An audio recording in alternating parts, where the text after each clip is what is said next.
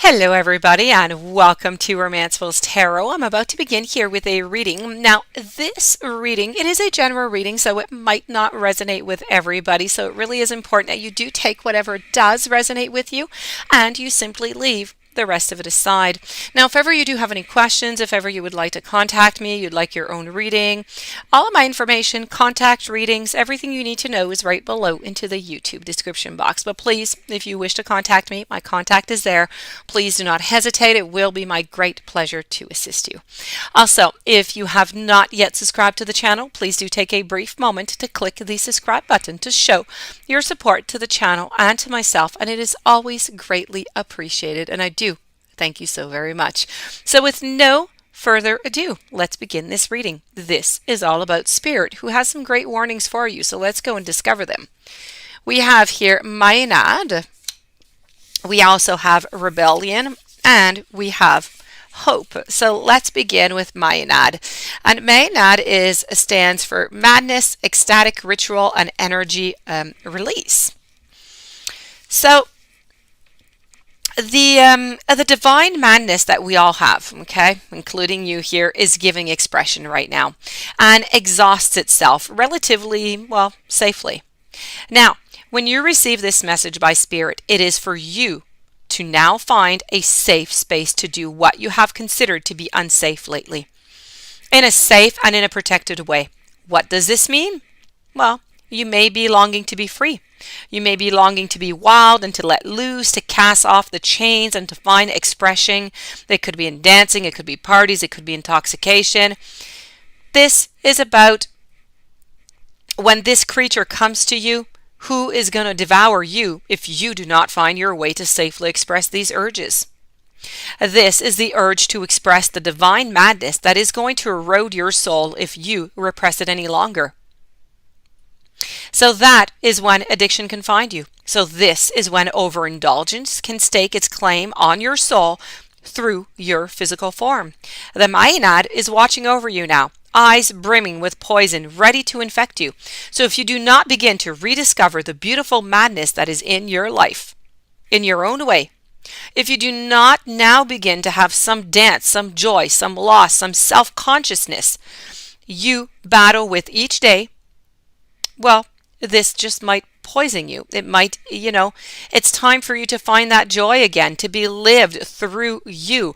It is time for a little bit of madness. It's time to drink that nectar of love, making wine, laughter to the point where your belly hurts. It is simply time for that.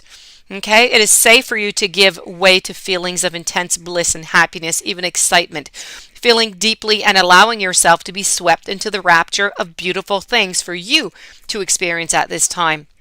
It's safe for you to let this happen under the current circumstances.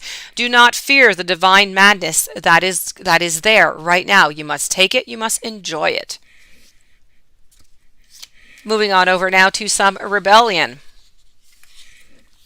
This is about upstart, tumult, and about revolution.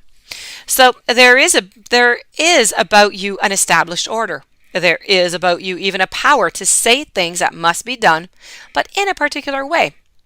That the order is rightful and it must be maintained. The freedom to question is being refused, and it's considered to be even offensive. The right to speak up, even respectfully, is being restrained.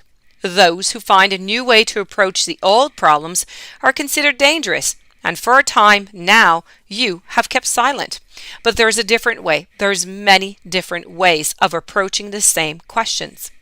Instead of each person having the right to approach the question in a way that is true to them, you are being asked not to think, not to feel, but simply to follow. And you are tired of following when this following is taking you no closer to the adventures and solutions that you are wishing to discover. But it is hard to be the one who speaks up. It is challenging to be the one who simply says that there may be another way.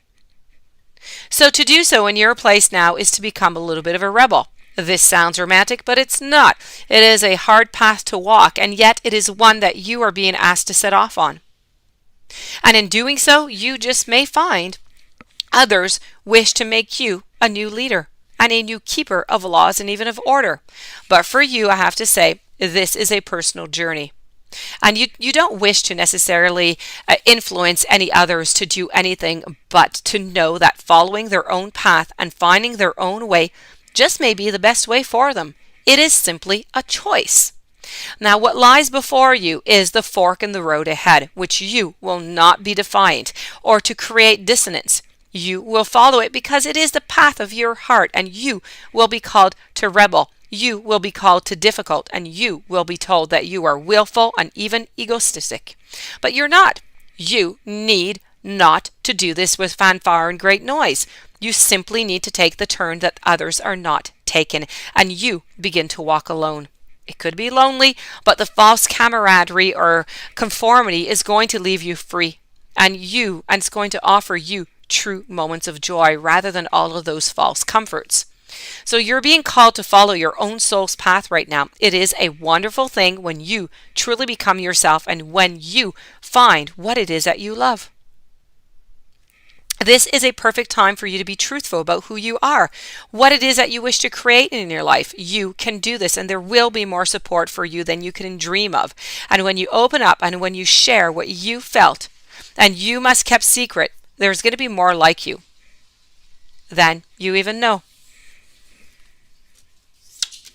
Let's move on over now to hope.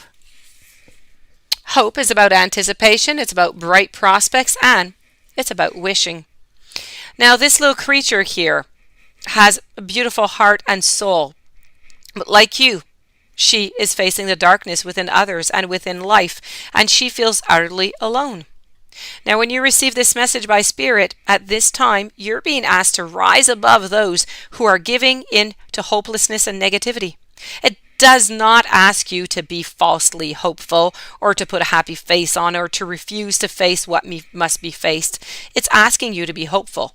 You do not yet know the outcome. You do not yet know what is going to happen next. But what you can be assured of is that this hope that you have the capacity to create is going to sustain you in a time of great difficulty. You have to keep it strong, quiet, small even. You need to face what you must face. Do what you must be done. And yes, this situation is difficult. It's not going to be easy. No doubt about that at all. But Spirit knows that you are the most beautiful and life-affirming things and person that can do it. The light is going to attract help, intervention, assistance, and admiration and respect, which in turn is going to deliver more assistance to you. You know that there is some optimism that you can create. You know that you are the bearer of the torch of the light in this circumstance.